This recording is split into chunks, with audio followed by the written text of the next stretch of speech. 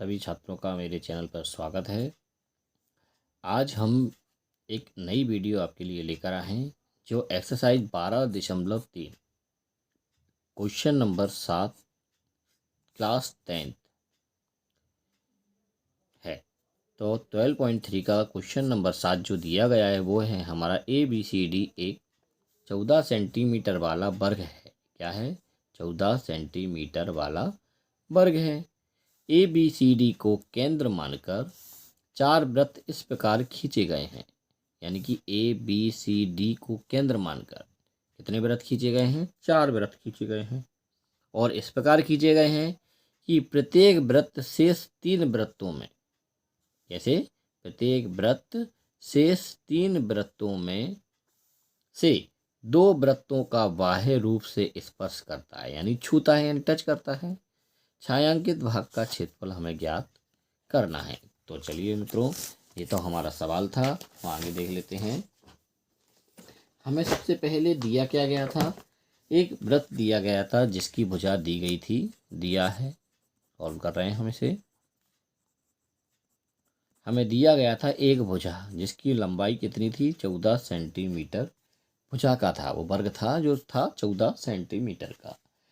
अब जो 14 सेंटीमीटर का दिया था तो हमें इसकी त्रिज्या बनानी होगी। तो वृत्त की त्रिज्या यानी कि रेडियस r बराबर कितना है? 14 है, भाग 2 का देते हैं। डायमीटर हमें दिया गया था, 2 से डिवाइड करने पर हमारा कितना आता है? 7 सेंटीमीटर हमारा रेडियस निकल आता है।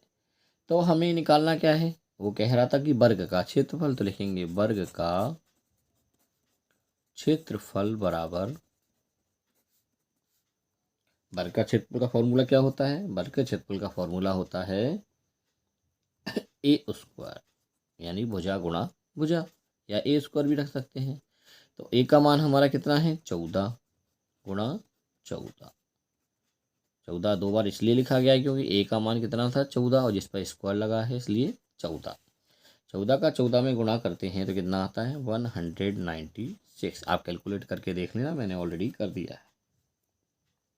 इसके बाद अब आपसे वो कह रहा है कि वर्ग का क्षेत्रफल निकलने के बाद उसने 4 क्षेत्रफल यानी 4 वृत्त बनाए थे ABCD को केंद्र मानकर। और जो 4 वृत्त बनाए थे तो हमें चारों वृत्तों का क्षेत्रफल भी निकालना पड़ेगा। तो हम लिखते हैं वृत्त का क्षेत्रफल। वृत्त का क्षेत्रफल क्या होता है? Formula πr²। तो देखते हैं पाई का मान कितना है? 22/7, और r का मान हमारा कितना निकला था? 7 सेंटीमीटर। ठीक है जी। तो आगे चलते हैं। 7 से हम 7 को काट देते हैं तो हमारा कितना बचता है? 22 गुणा 7 यानी कि 22 सत्ते 154। ठीक है जी। तो हमारा वर्ग का क्षेत्रफल आ जाता है 196 और वृत्त का क्षेत्रफल आ जाता है 154। तो हम निकाल लेते हैं छायांकित भाग का क्षेत्रफल।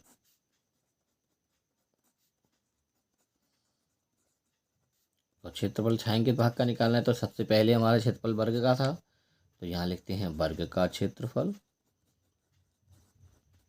माइनस वृत्त का क्षेत्रफल।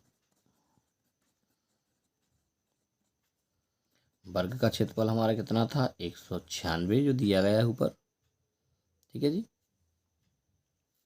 और वृत्त का क्षेत्रफल हमारा होता है 154, यहाँ पे सेंटीमीटर उसको लिख देना आप। ठीक है जी। इसे घटाने पर हमें प्राप्त होता है कितना? आप कैलकुलेट करके देख लेना, 42 सेंटीमीटर स्क्वायर। ये हमारा आंसर होता है। सो आपको समझ में आ गया हो, और जिसको समझ में नहीं आया हो तो वो एक बार फिर से वीडियो को रिवाइज करके देख लें, और चाहो तो आप इसका स्क्रीनशॉट भी ले सकते हो। तो थैंक्स फॉर वॉचिंग।